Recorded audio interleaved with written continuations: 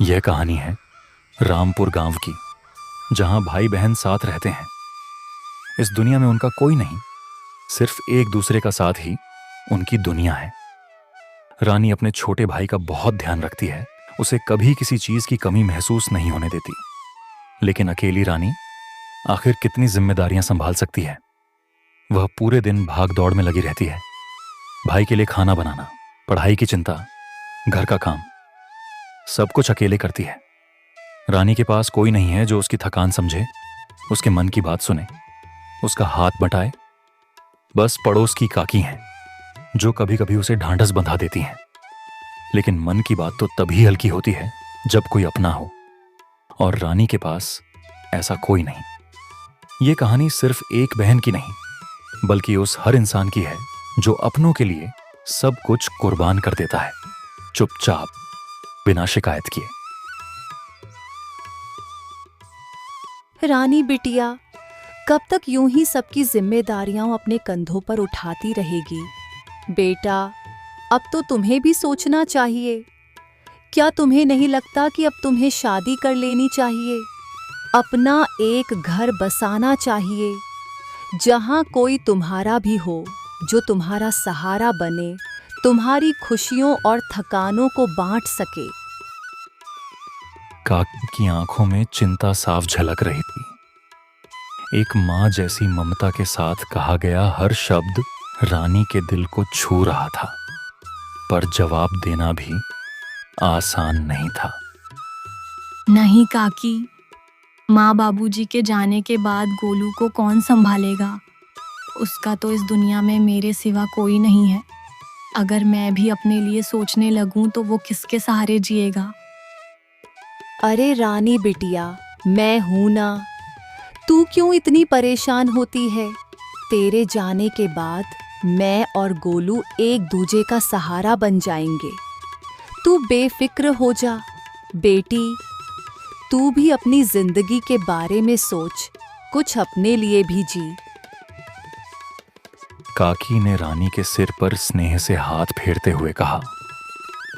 उनकी आवाज में ममता थी, भरोसा था, जैसे कोई माँ अपनी बेटी को यकीन दिला रही हो कि हर चीज संभल जाएगी। बस अब वक्त है कि रानी खुद के लिए भी एक राह चुने। नहीं काकी, आपकी अपनी ताकत अब कितनी रह गई है? इस उम्र में आप दूसरों का बोझ कैसे उठाएंगी? आपको तो खुद किसी सहारे की जरूरत है, और ऐसे में मैं आपसे मदद लूं?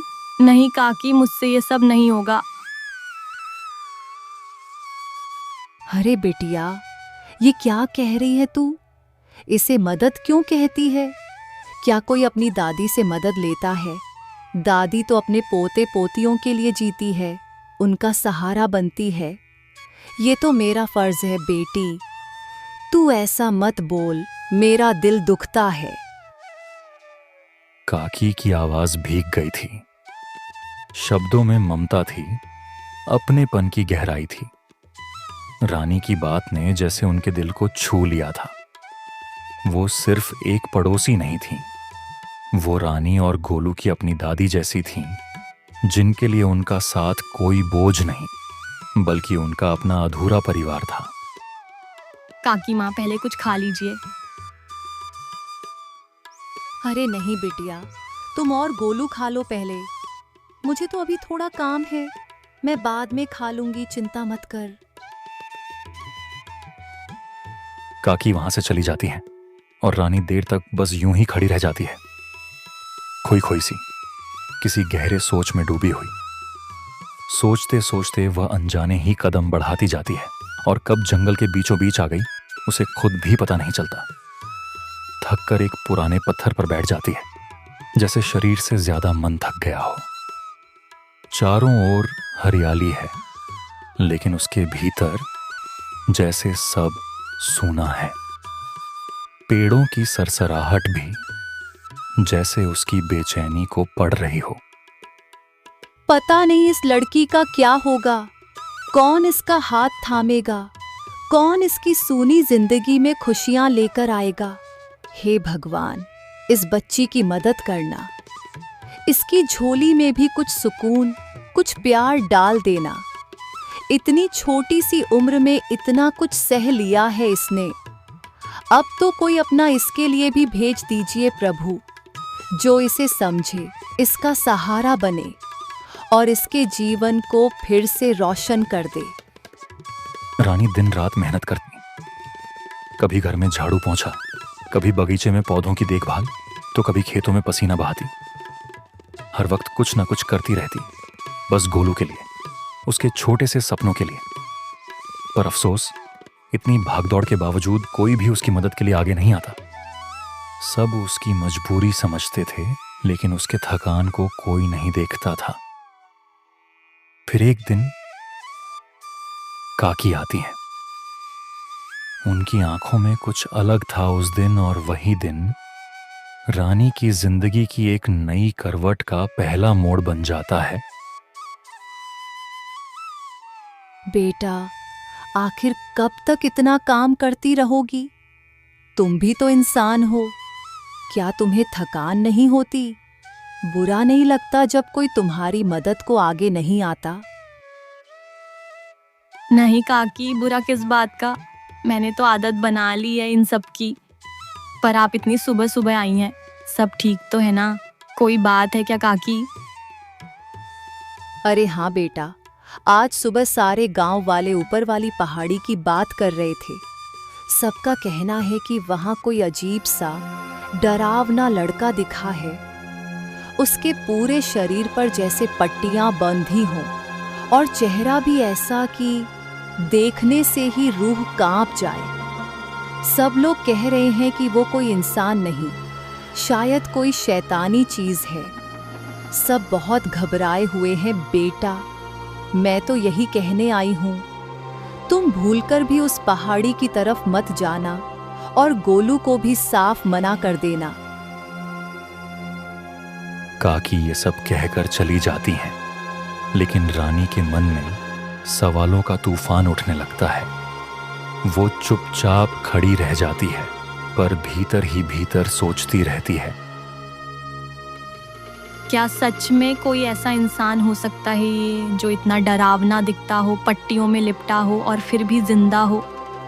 अगर है तो क्या वो वाकई कोई शैतान है, या फिर वो भी किसी तकलीफ का शिकार है, किसी मजबूरी में इस हालत में है? अगर वो सच में इंसान है तो हमें उससे डरना नहीं चाहिए, हमें उसकी मदद करनी चाहिए, क्योंकि किसी की तकलीफ से डरना नहीं, समझना ज़रूरी होता है। रानी धीरे धीरे पहाड़ी की ओर बढ़ने लगी। रात का सन्नाटा हर कदम के साथ गहराता जा रहा था। टॉर्च की हल्की रोशनी रास्ता दिखा रही थी, लेकिन जंगल की सरसराहट और पेड़ों की परछाइयां अजीब सा डर पैदा कर रही थी। अचानक उसे दूर एक झोंपड़ी जैसी आकृति दिखाई दी, टूटी फूटी सी, जैसे बरसों से किसी ने हाथ नहीं लगाया हो। वहीं पास में कुछ सरसराने की आवाज आई।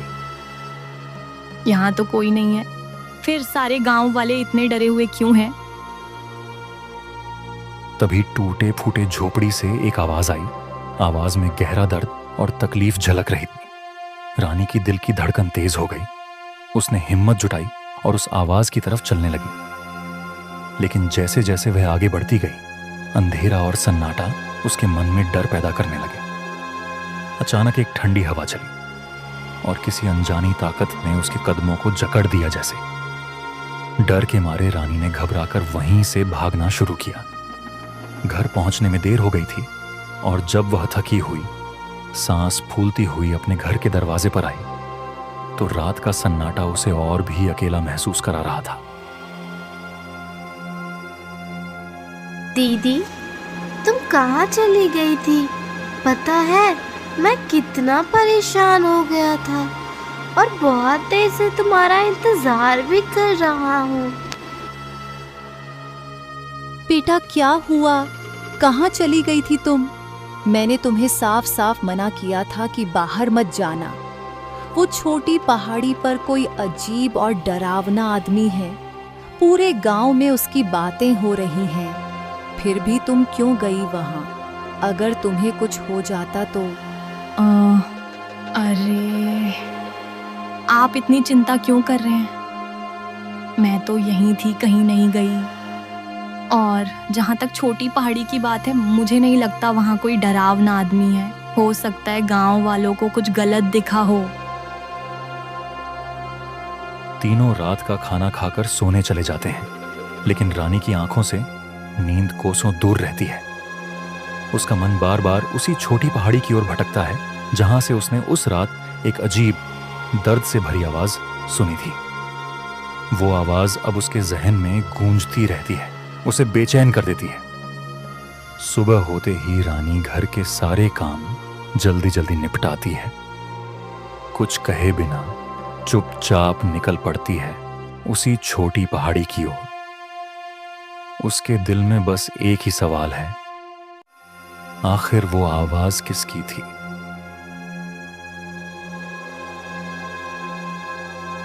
आज तो मैं पता करके ही रहूंगी कि वो आवाज किसकी थी जो मैंने कल रात सुनी थी। उस आवाज में इतना दर्द क्यों था? ऐसा क्यों लग रहा था मानो वो चीख किसी ऐसे दर्द से निकली हो जिसे कोई समझ भी नहीं सकता। इतना गहरा, इतना अकेला दर्द, जैसे वो बरसों से किसी के सीने में दबा हो। चलते चलते रानी छोटी पहाड़ी के पास पहुंच जाती है। उसका दिल तेजी से धड़क रहा होता है। वह चारों तरफ नजरें घुमा घुमा कर कुछ तलाशने लगती है, उसी दर्द भरी आवाज का कोई सुराग, कोई निशान। उसी पल कहीं दूर से फिर वही कराहती हुई आवाज हवा में तैरती है। रानी का दिल सिहर उठता है। मुझे उस दर्द भरी आवाज का पता लगाना ही होगा। पता नहीं कौन है वो, लेकिन उसकी आवाज में जो अकेलापन और बेबसी है उसे महसूस किया जा सकता है। ऐसा लग रहा है जैसे उसकी मदद के लिए कोई नहीं है। ठीक है, एक बार उस टूटी फूटी सी झोपड़ी में देख लेती हूँ। शायद वहाँ कोई हो, कोई जो उस आवाज के पीछे है। रानी धीरे धीरे उस टूटी फूटी झोपड़ी के अंदर कदम रखती है। अंदर घुसते ही एक अजीब सन्नाटा उसे घेर लेता है, लेकिन अगले ही पल जो वह देखती है उसे देखकर तो जैसे रानी के पैरों तले जमीन ही खिसक जाती है। उसकी सांसें थम सी जाती हैं और आंखें फटी की फटी रह जाती हैं। झोपड़ी के कोने में रानी की नजर एक लड़के पर पड़ती है। वो बेहद बुरी हालत में था। उसकी पूरी देह पट्टियों से ढकी हुई थी, जैसे किसी ने उसे बहुत तकलीफ दी हो या जैसे वो किसी भयानक हादसे से गुजरा हो। उसकी सांसें धीमी थीं, चेहरा पीला और थका हुआ, मगर उसकी आंखों में एक अजीब सी चमक थी जो रानी को भीतर तक हिला देती है। रानी का दिल तेजी से धड़कने लगता है। वो घबरा जाती है। डर उसकी रगों में दौड़ जाता है और बिना कुछ सोचे वह झोपड़ी से बाहर की ओर दौड़ पड़ती है, जैसे वहां रुकना अब उसके लिए मुमकिन ही ना हो। अरे, मुझसे मत भागो। अगर तुम यहां तक आ ही गई हो तो मेरी मदद करो। मुझसे मत डरो, मैं तुम्हें कुछ नहीं करूंगा। बस एक बार मेरी मदद कर दो। रानी वहां से डर के मारे भाग निकलती है, लेकिन आधे रास्ते में उसका मन भारी हो जाता है। उसके दिल में एक गहरा कसक उठता है। ऐसा लगता है मानो किसी ने उसके भीतर झंझट मचा दिया हो। थोड़ी दूर जाकर वह रुक जाती है, आंखें झुकाकर सोचने लगती हैं। अगर मैं ऐसे बीमार और तकलीफ में पड़े इंसान की मदद नहीं कर पाई तो फिर इंसानियत का क्या मतलब? रानी अपने डर को पीछे छोड़कर फिर से छोटी पहाड़ी की ओर चल पड़ती है। वह उसी टूटी फूटी झोपड़ी के पास पहुंचती है, गहरी सांस लेकर अंदर जाती है और धीरे से उससे कहती है, तुम कौन हो? तुम्हारी हालत ऐसी कैसे हो गई? नहीं, ये सब बाद में बताना। पहले चलो, तुम्हें इलाज की सख्त जरूरत है। तुम्हारी मदद करना अब मेरी जिम्मेदारी है। नहीं,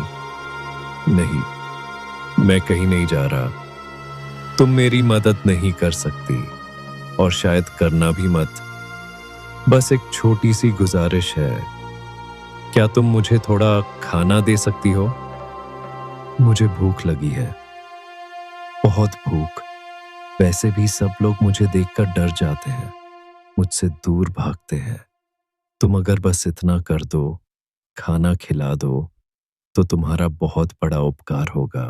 रानी ने जब उसकी हालत देखी तो उसका दिल भर आया। उसे बहुत बुरा लगा। वो उसकी मदद करना चाहती थी, लेकिन समझ नहीं पा रही थी कि कैसे मदद करे। वो चुपचाप लौट आई।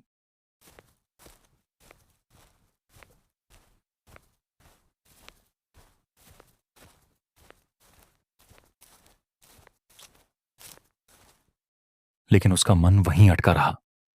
अगली सुबह रानी जल्दी उठकर खाना तैयार करती है और चुपचाप फिर से उस झोपड़ी की ओर निकल पड़ती है।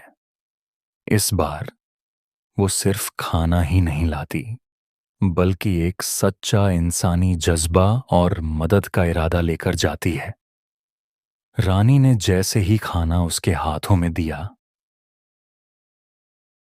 भी अचानक एक तेज रोशनी सी झोपड़ी में फैल जाती है। रानी चौंक कर पीछे हटती है। उसकी आंखों के सामने वह बीमार, पट्टियों में लिपटा व्यक्ति धीरे धीरे बदलने लगता है। कुछ ही पलों में वह एक सुंदर, तेजस्वी राजकुमार में बदल जाता है। रानी यह सब देखकर स्तब्ध रह जाती है। उसकी आंखों में हैरानी, दिल में सवाल, लेकिन कहीं गहराई में एक संतोष भी कि उसने किसी की सच्चे दिल से मदद की थी। कुछ ही पलों में वह एक सुंदर, तेजस्वी राजकुमार में बदल जाता है।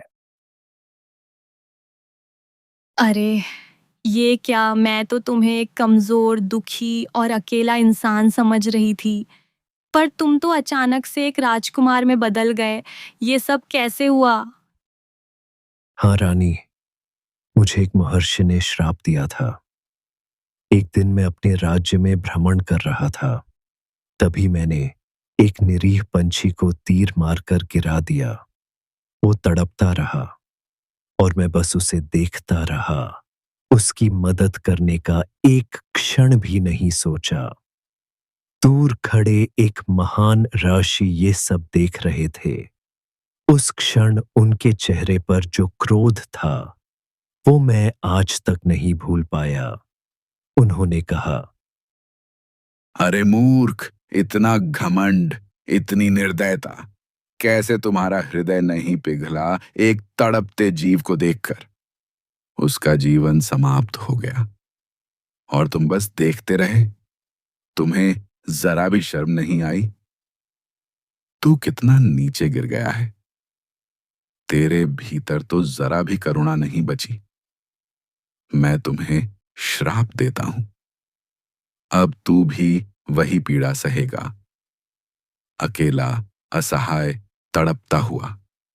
तेरे आसपास लोग होंगे, पर कोई तेरी पुकार नहीं सुनेगा। तुझे देखकर लोग डरेंगे, तुझसे भागेंगे और तू मदद के लिए तरसता रहेगा, पर कोई हाथ नहीं बढ़ाएगा। यही तेरी सजा है, अपने किए का फल। हे महान ऋषि, कृपा करिए, मुझे क्षमा कर दीजिए। मुझसे बहुत बड़ी भूल हो गई। मुझे समझ ही नहीं आया कि मैंने क्या कर दिया। आप जैसा महान आत्मा मुझे श्राप दे, ये मेरे लिए सबसे बड़ी वेदना है। मैं वचन देता हूं, आज के बाद कभी किसी जीव को कष्ट नहीं पहुंचाऊंगा। मैं सेवा करूंगा, दया करूंगा और अपने हर कर्म से प्रायश्चित करूंगा। कृपया मुझे इस श्राप से मुक्त कर दीजिए प्रभु। मुझ पर दया करिए। मैं सच में पछता रहा हूं। मेरी आंखें खुल गई हैं। पुत्र, एक बार दिया गया श्राप वापस नहीं लिया जा सकता। ये ब्रह्मांड का नियम है और मैं भी इसके बंधन में हूं। परंतु हर श्राप के भीतर एक राह भी होती है, मुक्ति की, प्रायश्चित की। तुझे भी एक अवसर मिलेगा यदि इस रूप में, दुख, पीड़ा और विकृति में तुझसे कोई निडर होकर सच्ची करुणा और दया से तेरी सहायता करता है, तो वही दया तुझे इस श्राप से मुक्त कर सकती है। याद रख, यह राह कठिन है, क्योंकि लोग रूप देखते हैं, मन नहीं। पर यदि कोई तेरे मन की सच्चाई को पहचान ले, तो वही तेरा उद्धार करेगा।